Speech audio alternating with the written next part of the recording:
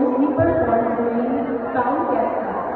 It was originally performed by newlyweds during their wedding feast for their guests. The dance showcased both bride and groom and how they complement and help each other with the intricate steps, making sure they both know the dance. Inamdam ko sa pausan sa una.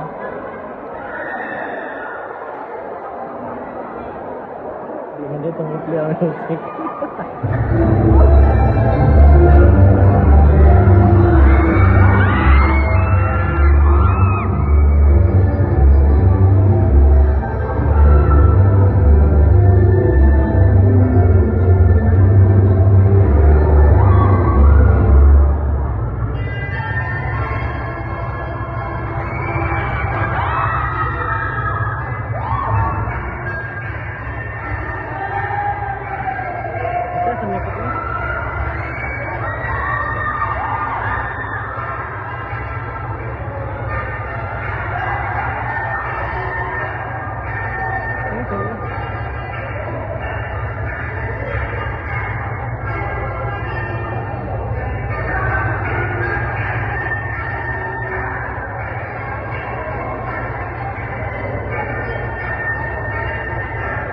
Practice lagi.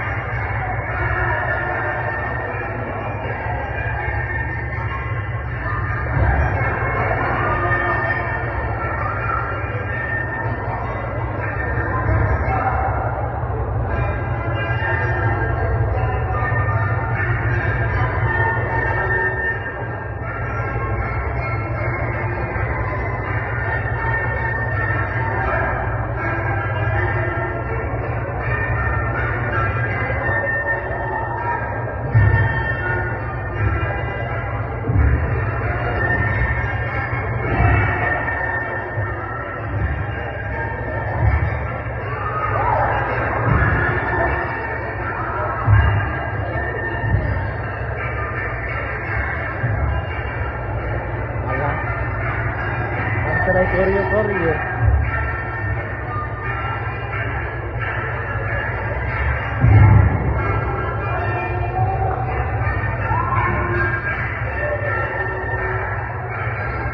Oke, sa musik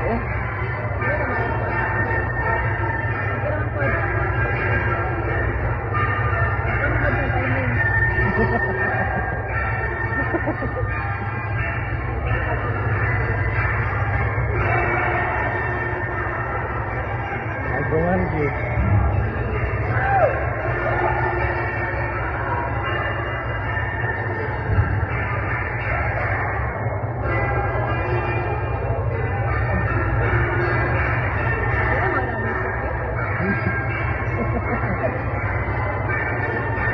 Sana kayak ini.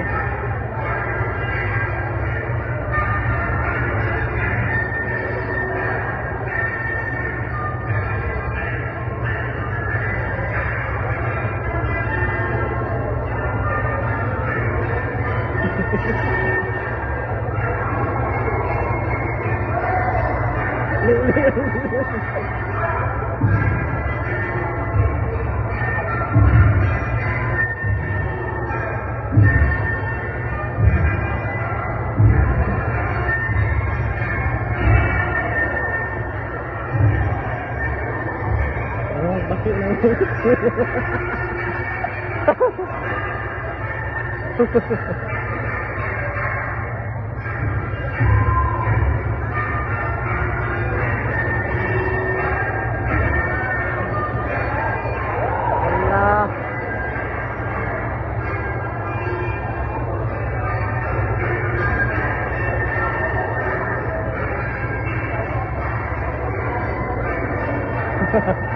ya diharun.